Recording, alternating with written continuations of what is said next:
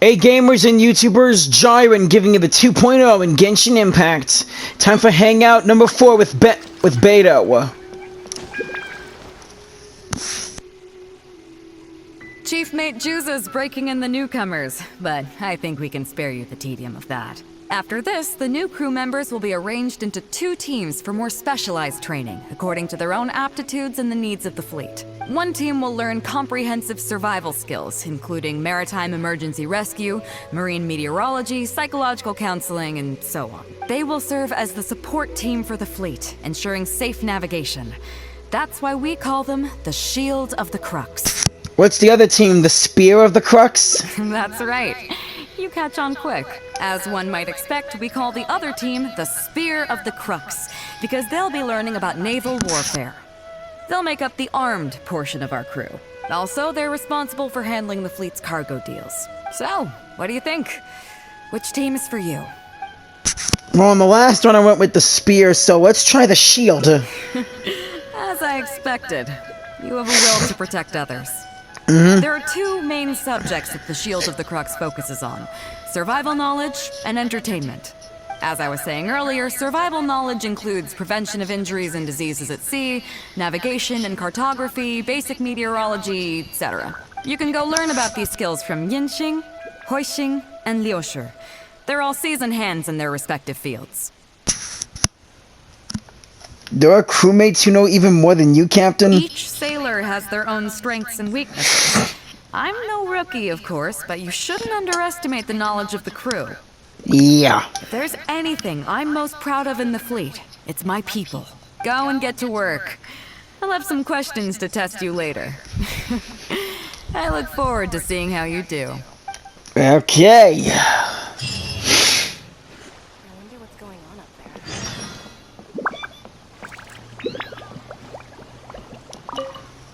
Hello, traveler.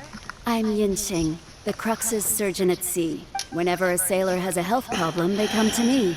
I deal with it all, from seasickness and common colds to amputations and everything in between. I'd like to learn about treating injuries and illnesses at sea, please. Oh, I presume the captain arranged this, correct? All right then, let's begin. First of all, let me ask you this. What do you think is the biggest danger that all new crew members face? Getting seasick? That can certainly be a problem at sea, but it's not the biggest danger. The most dangerous thing for a newcomer is to underestimate the dangers of life at sea. Oh, I have seen many new crew members who see themselves as young and fighting fit and have no regard for safety. They think that since they are tough enough to look after themselves on land, they'll be fine at sea as well. Those are the ones that always end up in the sick bay. Everyone should know that being a sailor, especially on a long voyage, is a brutal job in an unforgiving environment. We have to face malnutrition when we're short on supplies, all kinds of injuries and diseases that the harsh ocean weather can bring, and even the psychological problems that can arise due to isolation and the lack of entertainment. To make things worse, the lack of medication and treatment options at sea can result in even minor health problems becoming serious, or even fatal. Hence the needs of amputation. Oh, you probably thought I was joking, right? Well, that's not surprising. Most newcomers think the same way, but hopefully you now realize that with a little extra precaution, a lot of these things can be avoided. Well, I think that's enough for you to think over for now. Is there anything else you would like to know? What's Beidou's view on this? Captain Beidou? Well, out of everyone I've met, she probably values people's lives and safety the most. Although I'm just a doctor, Beidou has given me the full authority to send any newcomers who I don't see as fit for service off the ship until they are ready to come back with the right attitude. Every time we're stocking up before a voyage, medicine takes top priority. I'm even allowed to choose the suppliers, regardless of the price. We have adequate budget for medical expenses. Do you know what Mora Grubber, our bookkeeper, calls this? A significant financial risk. But Beidou knows the importance of having a healthy crew. That's why she has authorized me regardless. She places her full trust in me and believes that I can solve these problems. Of course, I have proven her right. So, to answer your question, that's how she thinks. Is there anything else you would like to know? What happens to the crew members who have their limbs amputated? Are you concerned about them? No wonder Captain Beidou thinks you're different. There must be more to you than just your strength. Yeah. If you can convince Mora Grubber to show you the books, you'll see there is a regular fixed cost, titled Convalescence Payments and Incapacity Support for Injured Crew Members. Regardless of the fleet's income, those who have fought alongside us will certainly receive their compensation every year. Some of those that have returned to land have started small businesses, while others have chosen to go out traveling the world. The money is intended to allow them to live their lives as freely as possible. I'm sure being based on land helps a lot with that too. Still, we can't pretend like it solves everything. They call them life-changing injuries for a reason, you know. But if nothing else, it's good to know that while Captain Beidou is in charge of the Crux, no one will get forgotten. Is there anything else you would like to know? No, thanks. I learned a lot. Ah, my pleasure. Okay, let's leave it there then. Be sure to take good care of your health. You got it.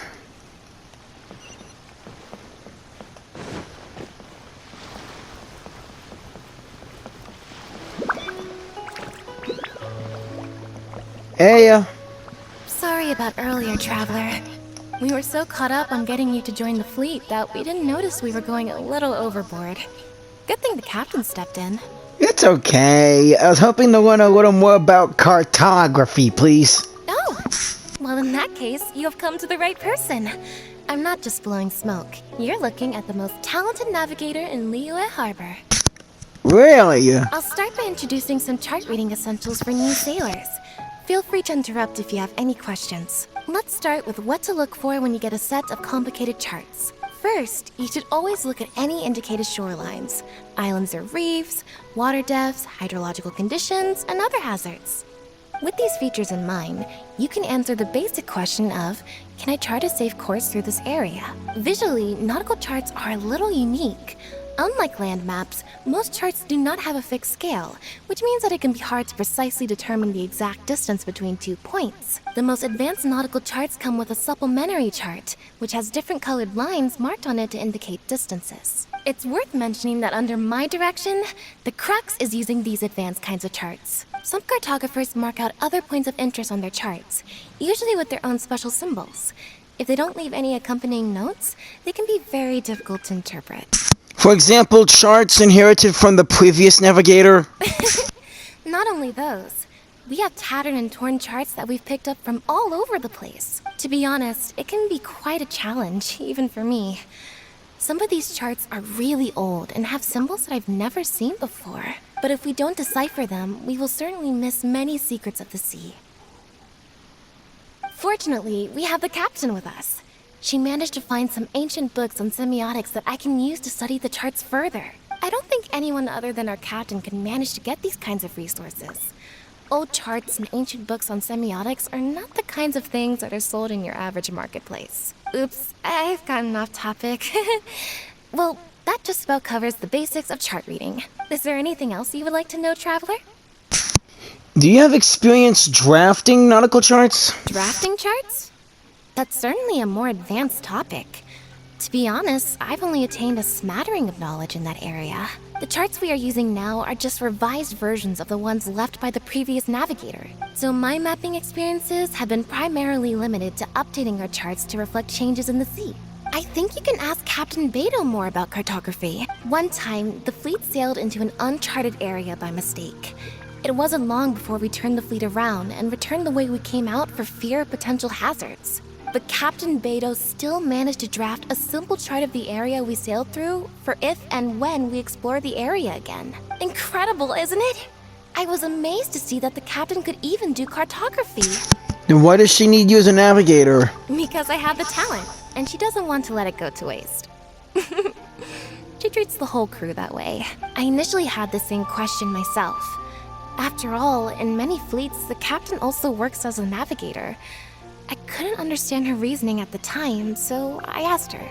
She just laughed and told me to wise up, saying that even Rex Lapis never fights alone.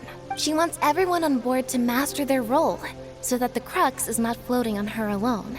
That way, if the day ever comes when she's no longer with the fleet, we will still be able to sail onward without her. Captain Beidou may seem aloof and even act careless sometimes, but the truth is that she's very considerate of everyone on board. Is there anything else you would like to know, Traveler? No. Thanks. My pleasure. A friend of Captain Beidou is a friend of mine.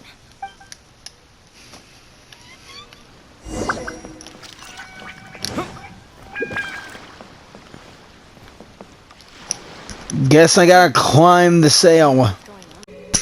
Made it to the top. Now let's talk to the last guy. Hello, Traveler. Are you here to learn about marine meteorology? How'd you know? In my line of work, I've got to have a pair of sharp eyes. Don't you mean sharp ears?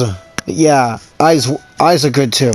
I saw the captain showing you around the training grounds, and then you went to see Yingxing and Huixing, so I figured that she probably wants you to get to know the life of a crew member. Looks like Beidou got the right person for the job. Okay, let's get started. First, I'll introduce you to the basics of meteorology.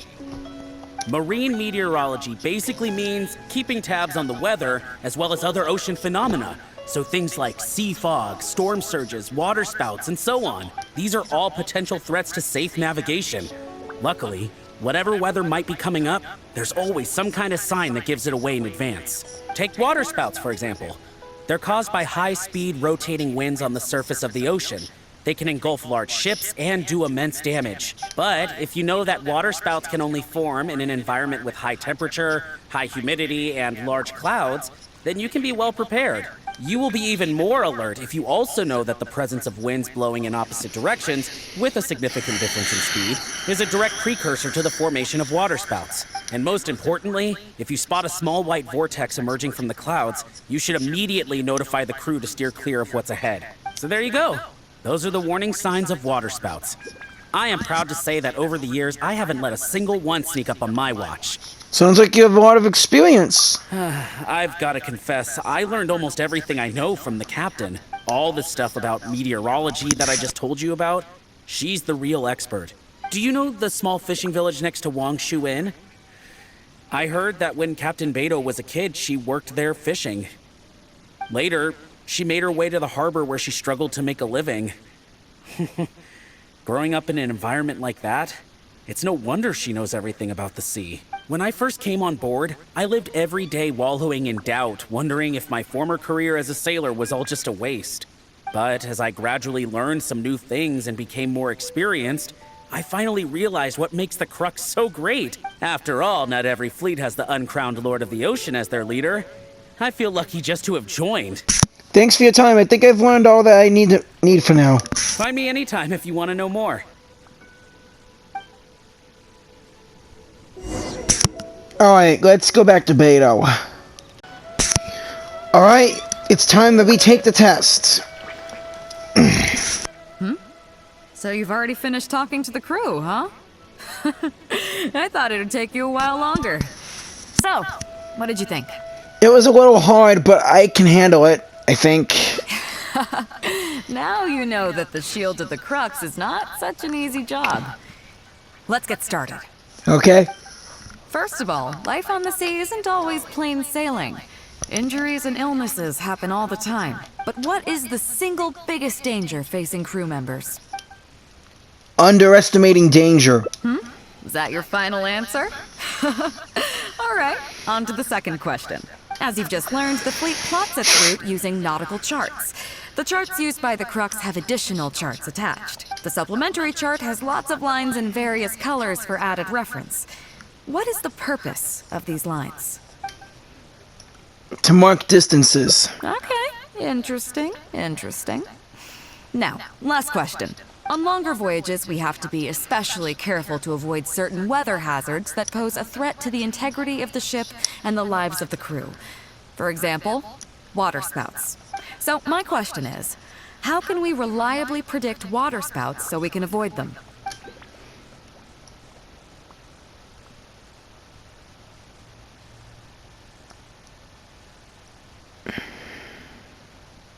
Okay, those are all my questions. Do you want to know how you did? Yes. I gotta say, each time I think I've wrapped my head around how great you are, you surprise me with something new. Whoa, full hearts! You got them all correct. They weren't the most difficult questions, but they weren't ones you could bluff your way through either.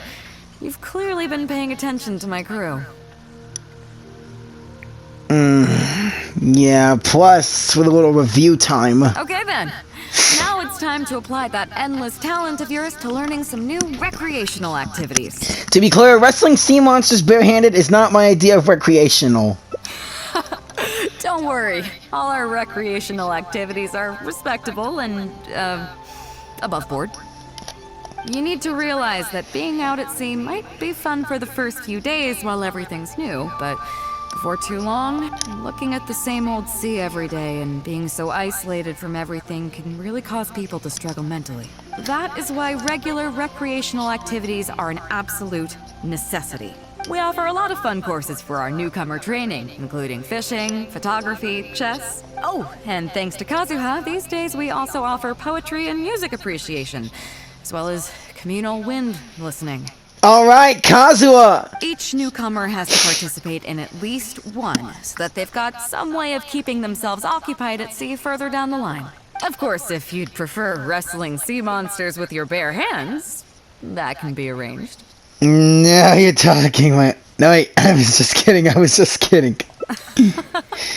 Well, for today, at least, let's stick to the training schedule drawn up by Juza. If I remember correctly, it should be photography today. Come on, I'll show you. Okay, let's go. Let's go do some photography. Time to attend photography class on the Crocs. Listen up, everyone can go back and call it a day. The photography session has been postponed. What's going on here, Juza? Oh, Captain, there you are. Well, Captain, the photography teacher just sent word saying that she's fallen ill and doesn't want to risk coming in case she keels over in class. I see. That's quite unfortunate. Captain, if I may, I know a little about photography. Oh? Quite the multi-talented one, aren't you? Mm-hmm. In that case, why don't you help us out and lead the class today? Yeah, unfortunately, the original teacher canceled at short notice, so there's no time to schedule anything else instead. It would be great if the Traveler could step in as the teacher for the day. It's up to you, Traveler. It would be my pleasure. Great! It's settled then. Juza, let's muster everyone over here to meet the new teacher. Yes, Captain.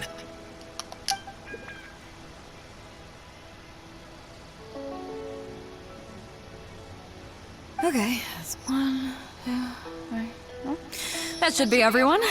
Take it away, Traveler. Before I begin, I do have one condition. Oh yeah? What's that? Since this is a photography course, there has to be a subject. We will need a model. Fair enough.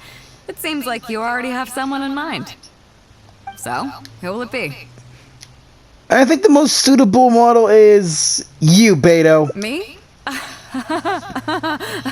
Well, we could do that. Or, Guyunstone Forest looks extraordinary today. It'd be a pity to not capture the scenery for posterity. So how about we snap Guyunstone Forest for today's class? Then there'd be no need for a model. Come on, Captain. We talked about this. The photography class is supposed to be portrait photography. Have you forgotten? Scenery looks nice at first, but it gets boring after a while. I bet it'd keep the crew more entertained if we got them learning portrait photography so they could record moments in each other's daily lives. Those were your exact words, Captain. Were they now? Strange. I don't seem to remember anything about that. Well, then in that case, how about Huixing? I bet she's perfect for the camera. Or Fuzhong. Or Mora Grubber. Even little Yue. Seriously, Captain? Little Yue? You're just trying to wriggle your way out of this. This isn't like you. You are the captain after all. Of all of us, you're the best suited to being a model. I agree. You were the one who invited the traveler to be the teacher, so you should cooperate, Captain. Besides, Captain, you've never had your photo taken. It's high time you got one. You know, a heroic and striking kind of picture. We can even use it to promote the fleet during recruitment. Real funny, guys. Trust your crew, Captain. You are the best candidate. Well, if you say so. I'm not one to spoil the fun. So, what do I do now, Traveler? Smile and be happy. Like this? You look a little stiff. You're kidding, right? I've never had my photo taken before, but something this simple shouldn't be a challenge for me. It must be the lighting or something. You've got it wrong. Perhaps you feel uncomfortable posing here. I never said that. We can go somewhere quieter. You mean go somewhere else, then bring the final photo back as teaching material? Yes. Sounds good to me. That's a good idea, isn't it, guys? The lighting may still be a problem, but I'm open to persuasion. If you have a suitable place in mind, I can consider it. Just to be clear, I won't necessarily agree. It depends on the place you have in mind. I heard there's a fishing village near Wangshuin. The fishing village near Wangshu Inn? That place is deserted now, isn't it? How do you even know that place anyway? It's tiny. I don't think I've ever seen it on a single map. I once found some treasure there. Treasure? There? I guess I missed out on that one.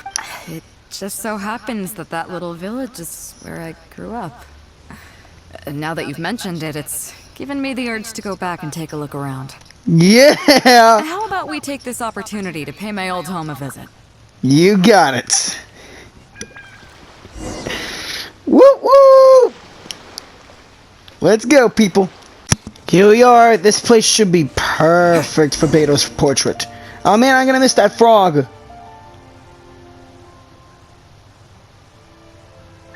Well, Beidou? It's certainly seen better days. It was never that impressive, but at least back in the day, it was a lively village and home to several families. I wonder how long these last few old houses will remain standing.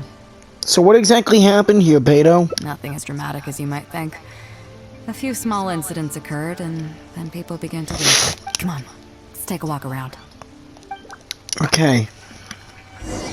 People used to call this place Downriver because the villagers apparently moved here from a place called Upriver.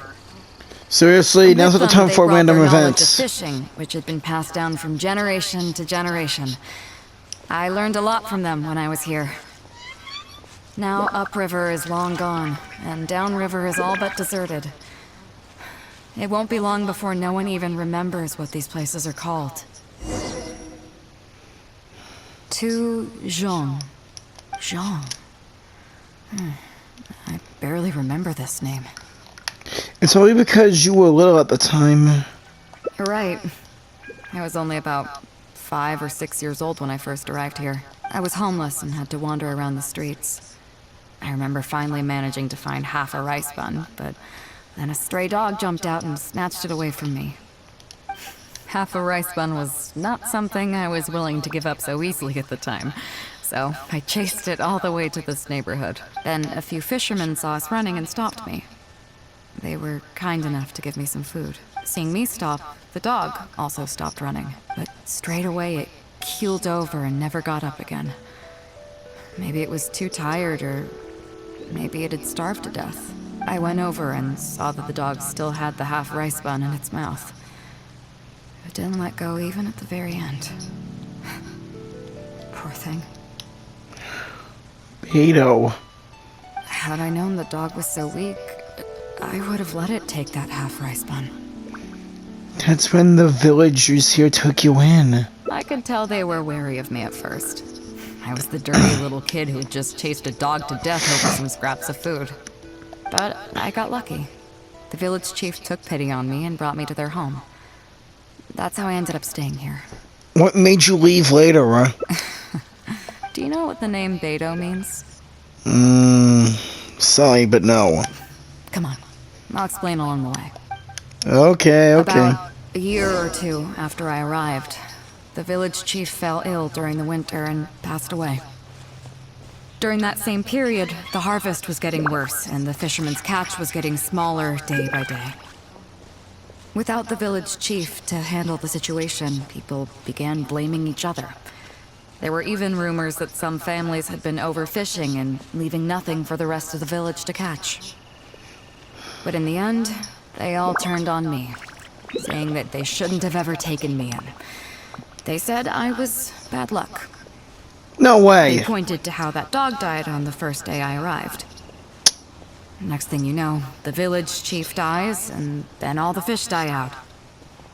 They said I was a living curse, and the downfall of the village was all my fault. It's not your fault. I told them that I didn't understand. I'm not a curse, I'm just Beidou. Then some of the villagers started shouting, and drove me out of the village. They shouted, "Nando controls life. Beidou controls death. Beidou controls death." Before then, all I knew about my name was that it had something to do with the stars. It wasn't until then that I realized that Beidou was a constellation. And the Alcor, one of its stars, was an omen of death. Here we are. This is the old house of the village chief. No wonder that Geo Fatui guy liked being around here. I bet he never expected that the little girl he took in would grow up to be seen as a curse that brought about the village's total destruction.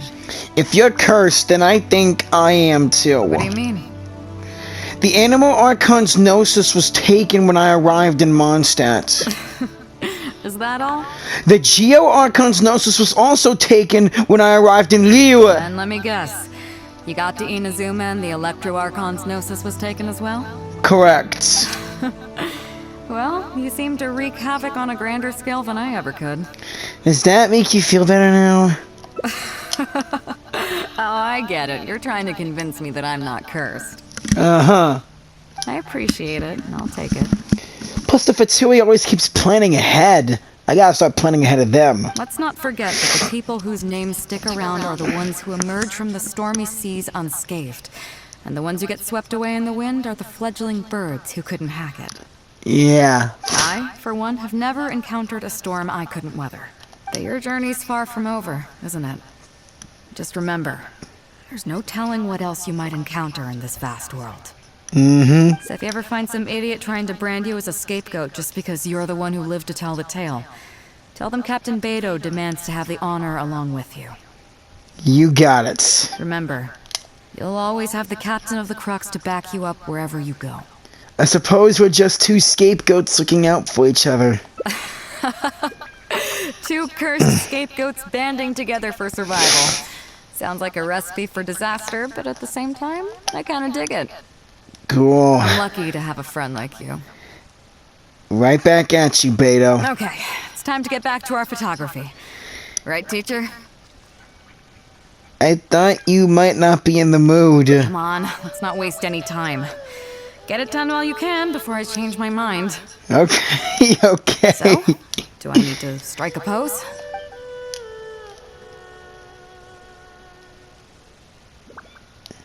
However you prefer. All right. How about this?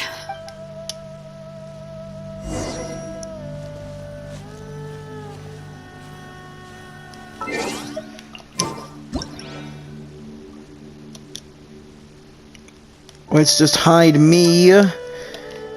Zoom in on Beidou for a bit, and there we go.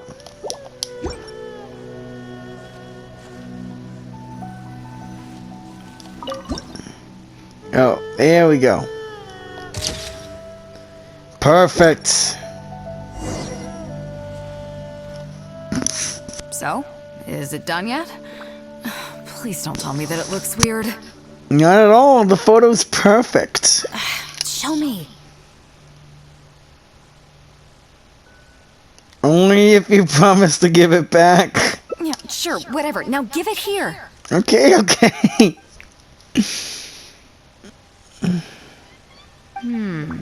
Yes. I see. All right.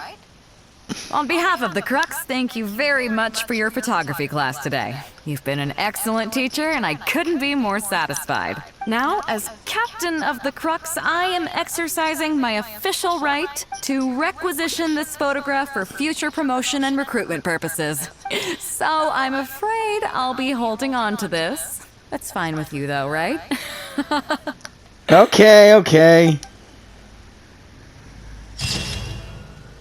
Beidou!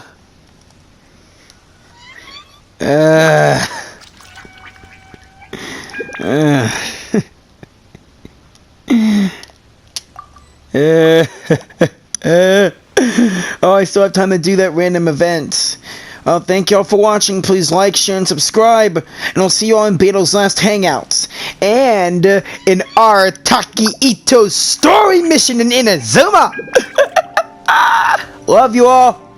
Please like, share, and subscribe. Again, have a righteous day or night. Peace out.